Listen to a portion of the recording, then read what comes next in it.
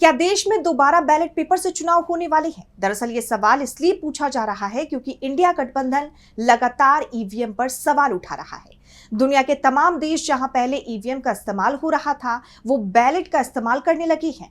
और अब कांग्रेस शासित राज्य ने भी ईवीएम को लेकर बड़ा फैसला किया है, जिससे चुनाव आयोग और बीजेपी को बड़ा झटका लगा है। देखिए ये रिपोर्ट। कर्नाटक सरकार ने एक ऐसा कदम उठाया है जिसने विपक्ष की वोट चोरी और चुनाव में धांधली के खिलाफ जारी मुहिम को और बल दे दिया है।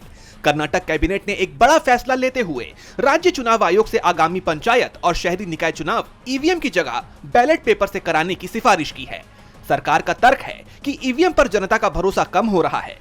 ये फैसला ऐसे वक्त पर आया है जब पूरे देश में विपक्ष वोट चोरी और चुनाव में धांधली के खिलाफ मोर्चा खोले हुए है और बैलेट पेपर से चुनाव कराने की मांग कर रहा है। कानून और संसदीय कार्य मंत्री एच.के. पाटिल ने मीडिया को बताया कि यह फैसला सोच समझकर लिया गया है। उन्होंने ये भी कहा कि सरकार वोटर लिस्ट में सुधार के लिए भी कदम उठा रही है ताकि वोट चोरी की शिकायतों को खत्म किया जा सके।